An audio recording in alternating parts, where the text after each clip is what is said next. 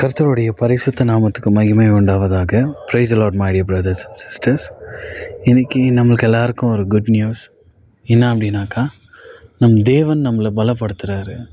நம்ம அநேக நேரத்தில் நம்ம நினைப்போம், நம்மளால் இந்த காரியத்தை செய்ய முடியாது, பலவீனமாக இருக்கிறோம், என்னால் எந்த காரியத்தையும் செய்ய முடியல, முழுமையாக அதை முடிக்க முடிய மாட்டேங்குது.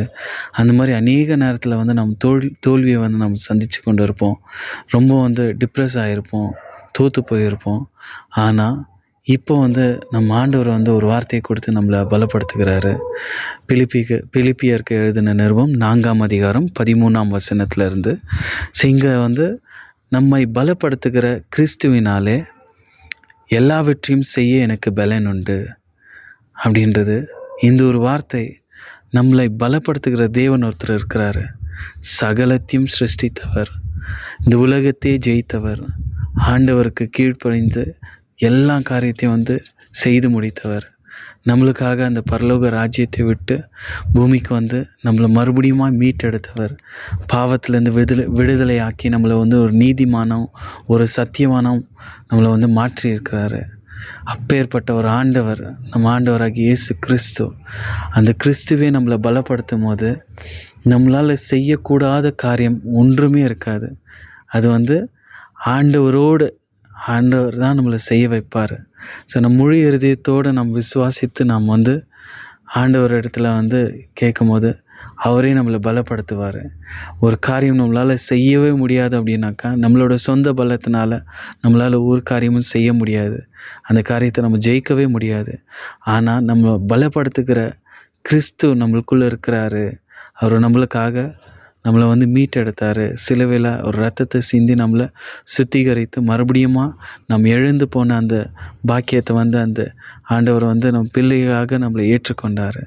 ஸோ நாம் முழு இருதயத்தோடு விசுவாசித்து நம்ம ஆண்டவராகிய இயேசு கிறிஸ்து நம்மளுக்காக சகலத்தையும் செய்தார், நம்மளை ஒரு நீதிமானாக மாற்றி இருக்கிறாரு.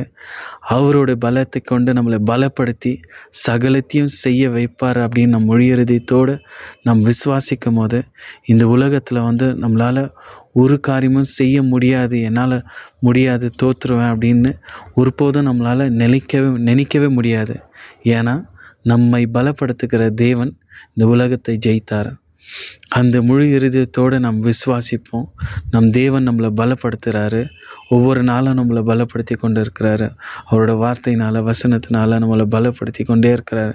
எப்பவுமே நம்ம சமாதானத்தோடு இருக்கணும், சந்தோஷமாக இருக்கணும், மன மகிழ்ச்சியாக இருக்கணும், அநேகருக்கு ஒரு உப்பாக வெளிச்சமாக இருக்கணும் அப்படின்னு தான் ஆண்டவர் நம்மளை ஒவ்வொரு நாளும் நம்மளை பலப்படுத்தின்னு இருக்கிறாரு.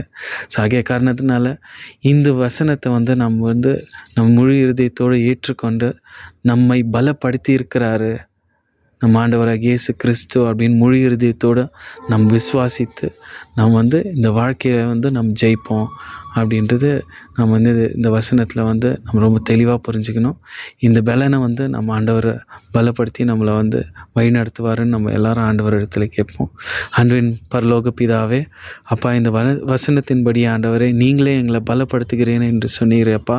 அதே போல் நாங்கள் முழு இருதயத்தோடு நாங்கள் விசுவாசித்து கேட்குறோம் ஆண்டவரே. என்னை பலப்படுத்துகிற கிறிஸ்துவினாலே எல்லாவற்றையும் செய்ய எனக்கு பலன் உண்டு என்ற அந்த அதிகாரத்தை, அந்த வசனத்தை நாங்கள் முழு இருதயத்தோடு விசுவாசித்து நாங்கள் ஆண்டவரே எல்லா காரியத்தையும் நாங்கள் உங்களை முன்னாடி வைத்து ஆண்டவரே நாங்கள் எல்லாத்தையும் ஜெயத்தை பெற்றுக்கொள்கிறோம். ஆண்டவராகிய இயேசு கிறிஸ்துவின் நாமத்தில் ஜெபிக்கிறோம், ஜீவனுள்ள நல்ல பிதாவே, ஆமேன்.